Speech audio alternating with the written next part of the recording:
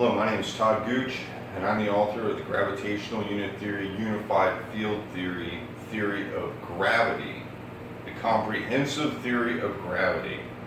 It's available on Amazon.com, and what I'm basically saying is this.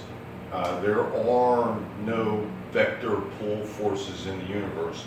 You always rearrange in vector math the vectors to push. Gravity cannot be pulling us to the earth. We are being pushed down to the earth from above us onto the earth. Sir Isaac Newton got his data wrong about 400 years ago when he decided to say that the apple fell on his head. As far as I can tell, that's where it started. People think that the objects attract one another because of this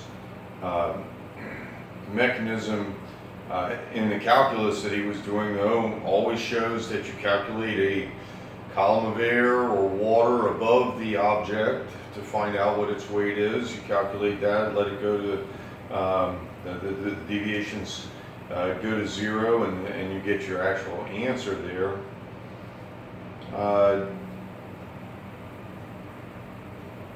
Cannot be what we've always thought, that two masses attract one another. Two mass systems are pushed together by forces external to the two mass system, and I would cite the Cassini experiment to show that this actually has happened when the two mass do come together. They're blaming it on waves, but no, it's a force that's coming in on the plates. Same thing's happening with, let's say, the Earth-Moon system, and I kind of like to use this one as an example because you have high tides, and people think that there is a pull between the Earth and the Moon causing these high tides. But in reality, if you look at one celestial body, it'll have vectors coming in all directions. But if you sit a second body, a moon or something in it, that's in orbit, keeping it at a constant uniform distance, approximately the same distance from the other object, then on this side all the forces are pushing in, and on this object all the forces are pushing in. The forces that are pushing together this way are being counteracted by the centripetal force of the two objects.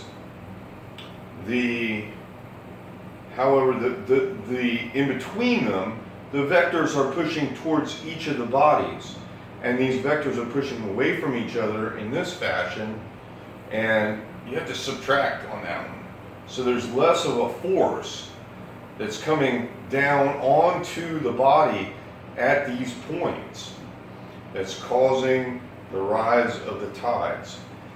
Here's a thought experiment for you. If there was no orbit going on and the moon suddenly stopped and fell towards the earth, it's my very strong conjecture that there would be no bulge anymore. There would be no high tides at that point, right before the impact. Two mass in no way attract each other at all. They are pushed together by forces external to the two mass system. Vectors only push.